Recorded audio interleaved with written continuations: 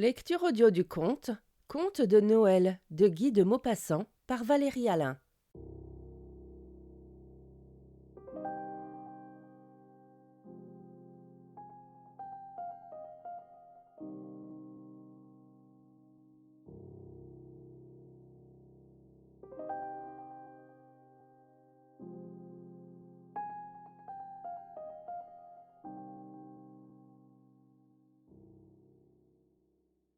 Le docteur Bonenfant cherchait dans sa mémoire, répétant à mi-voix. Un souvenir de Noël. Un souvenir de Noël. Et tout à coup il s'écria. Mais si, j'en ai un, et un bien étrange encore. C'est une histoire fantastique. J'ai vu un miracle. Oui, mesdames, un miracle, la nuit de Noël. Cela vous étonne de m'entendre parler ainsi, moi qui ne crois guère à rien. Et pourtant j'ai vu un miracle. Je l'ai vu, dis-je, vu de mes propres yeux, vu, ce qui s'appelle vu. En ai-je été fort surpris? Non pas. Car si je ne crois point à vos croyances, je crois à la foi, et je sais qu'elle transporte les montagnes. Je pourrais citer bien des exemples, et je m'exposerais aussi à amoindrir l'effet de mon histoire. Je vous avouerai d'abord que si je n'ai pas été fort convaincu et converti par ce que j'ai vu, j'ai été du moins fort ému, et je vais tâcher de vous dire la chose naïvement, comme si j'avais une crédulité d'Auvergnat. J'étais alors médecin de campagne, habitant le bourg de Rolleville, en pleine Normandie. L'hiver, cette année-là, fut terrible. Dès la fin de novembre, les neiges arrivèrent après une semaine de gelée. On voyait de loin les gros nuages venir du nord, et la blanche descente des flocons commença. En une nuit, toute la plaine fut ensevelie. Les fermes, isolées dans leurs cours carrés, derrière leurs rideaux de grands arbres poudrés de frimas, semblaient s'endormir sous l'accumulation de cette mousse épaisse et légère. Aucun bruit ne traversait plus la campagne immobile. Seuls les corbeaux, par bandes, décrivaient de longs festons dans le ciel, cherchant leur vie inutilement, s'abattant tous ensemble sur les champs livides et piquant la neige de leurs grands becs. On n'entendait rien que le glissement vague et continu de cette poussière tombant toujours. Cela dura 8 jours pleins, puis l'avalanche s'arrêta. La terre avait sur le dos un manteau épais de 5 pieds. Et pendant 3 semaines ensuite, un ciel clair comme un cristal bleu le jour, et la nuit tout semé d'étoiles qu'on aurait cru de givre, tant le vaste espace était vigoureux, s'étendit sur la nappe unie, dure et luisante des neiges. La plaine, les haies, les ormes des clôtures, tout semblait mort, tué par le froid. Ni homme ni bête ne sortaient plus. Seules les cheminées des chaumières en chemise blanche révélaient la vie cachée, par les minces filets de fumée qui montaient droit dans l'air glacial.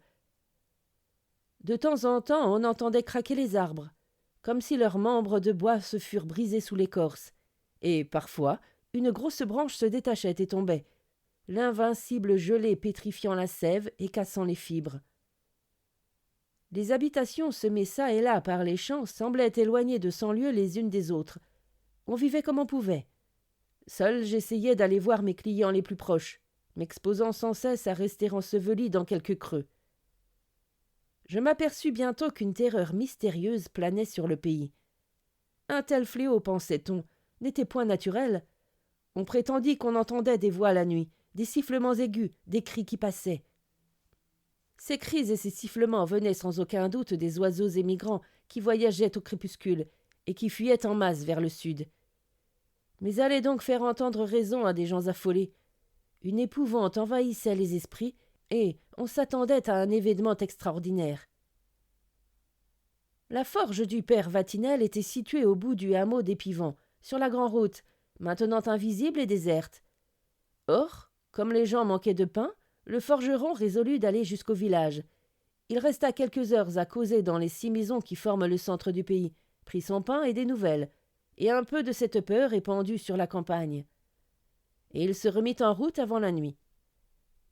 Tout à coup, en longeant une haie, il crut voir un œuf sur la neige. Oui, un œuf déposé là, tout blanc comme le reste du monde. Il se pencha, c'était un œuf en effet. D'où venait-il? Quelle poule avait pu sortir du poulailler et venir pondre à cet endroit? Le forgeron s'étonna, ne comprit pas. Mais il ramassa l'œuf et le porta à sa femme. « Tiens, la maîtresse, v'là un œuf que j'ai trouvé sur la route. » La femme hocha la tête. Un œuf sur la route? Par ce temps-ci? T'es saoul, bien sûr.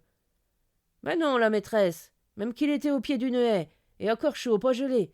Le v'là. Je me l'ai mis sur l'estomac pour qu'il ne refroidisse pas. Tu le mangeras pour ton dîner. L'œuf fut glissé dans la marmite où mijotait la soupe, et le forgeron se mit à raconter ce qu'on disait par la contrée. La femme écoutait, toute pâle. Pour sûr que j'ai entendu des sifflets l'autre nuit, même qu'ils semblaient venir de la cheminée.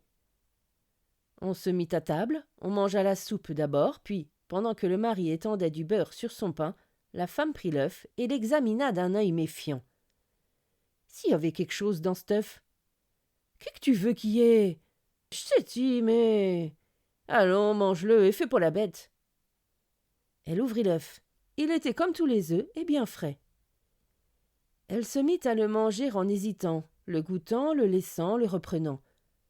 Le mari disait: Eh bien, quel goût qu'il a, cet œuf! Elle ne répondit pas et acheva de l'avaler. Puis, soudain, elle planta sur son homme des yeux fixes, hagards, affolés, leva les bras, les tordit et, convulsée de la tête aux pieds, roula par terre en poussant des cris horribles. Toute la nuit, elle se débattit en des spasmes épouvantables, secouée de tremblements effrayants, déformée par de hideuses convulsions.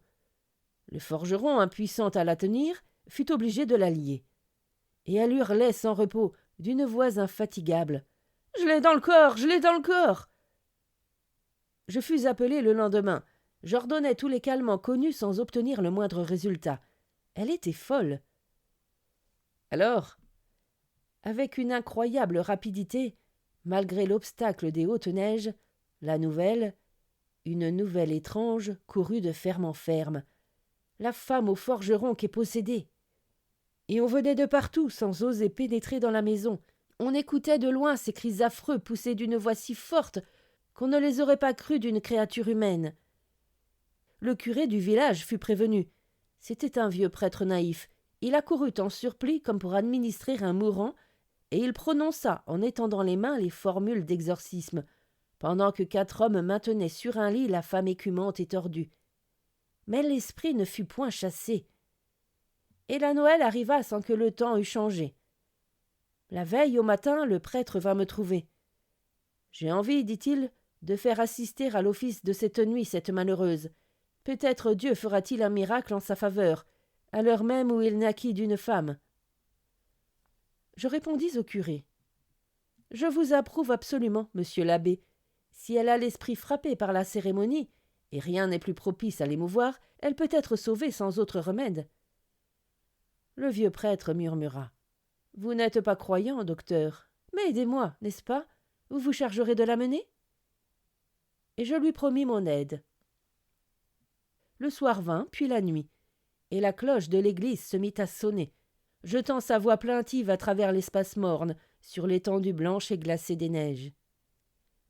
Des êtres noirs s'en venaient lentement, par groupes, dociles aux cris des reins du clocher. La pleine lune éclairait d'une lueur vive et blafarde tout l'horizon, rendait plus visible la pâle désolation des champs. J'avais pris 4 hommes robustes, et je me rendis à la forge. La possédée hurlait toujours, attachée à sa couche. On la vêtit proprement malgré sa résistance éperdue, et on l'emporta. L'église était maintenant pleine de monde, illuminée et froide. Les chantres poussaient leurs notes monotones, le serpent ronflait, la petite sonnette de l'enfant de chœur tintait, réglant les mouvements des fidèles. J'enfermai la femme et ses gardiens dans la cuisine du presbytère, et j'attendis le moment que je croyais favorable. Je choisis l'instant qui suit la communion. Tous les paysans, hommes et femmes, avaient reçu leur Dieu pour fléchir sa rigueur. Un grand silence planait pendant que le prêtre achevait le mystère divin. Sur mon ordre, la porte fut ouverte, et mes 4 aides apportèrent la folle. Dès qu'elle aperçut les lumières, la foule à genoux, le cœur en feu et le tabernacle doré, elle se débattit d'une telle vigueur qu'elle faillit nous échapper, et elle poussa des clameurs si aiguës qu'un frisson d'épouvante passa dans l'église. Toutes les têtes se relevèrent, les gens s'enfuirent. Elle n'avait plus la forme d'une femme, crispée et tordue en nos mains, le visage contourné, les yeux fous. On la traîna jusqu'aux marches du chœur, puis on la tint fortement accroupie à terre. Le prêtre s'était levé, il attendait. Dès qu'il la vit arrêter, il prit en ses mains l'ostensoir ceint de rayons d'or, avec l'hostie blanche au milieu, et, s'avançant de quelques pas, il l'éleva de ses 2 bras tendus au-dessus de sa tête, le présentant aux regards effrayés de la démoniaque. Elle hurlait toujours, l'œil fixé, tendu sur cet objet rayonnant. Et le prêtre demeurait tellement immobile qu'on l'aurait pris pour une statue. Et cela dura longtemps, longtemps. La femme semblait saisie de peur, fascinée. Elle contemplait fixement l'ostensoir, secouée encore de tremblements terribles, mais passager, et criant toujours, mais d'une voix moins déchirante. Et cela dura encore longtemps. On eût dit qu'elle ne pouvait plus baisser les yeux, qu'ils étaient rivés sur l'hostie. Elle ne faisait plus que gémir, et son corps raidi s'amollissait, s'affaissait. Toute la foule était prosternée, le front par terre. La possédée maintenant baissait rapidement les paupières, puis les relevait aussitôt, comme impuissante à supporter la vue de son Dieu. Elle s'était tue. Et puis, soudain, je m'aperçus que ses yeux demeuraient clos. Elle dormait du sommeil des somnambules, hypnotisée, vaincue par la contemplation persistante de l'ostensoir aux rayons d'or, terrassée par le Christ victorieux. On l'emporta, inerte, pendant que le prêtre remontait vers l'autel. L'assistance, bouleversée, entonna un Te Deum d'action de grâce. Et la femme du forgeron dormit 40 heures de suite, puis se réveilla sans aucun souvenir de la possession ni de la délivrance. Voilà, mesdames, le miracle que j'ai vu. Le docteur Bonenfant se tut, puis ajouta d'une voix contrariée: Je n'ai pu refuser de l'attester par écrit. 25 décembre 1882.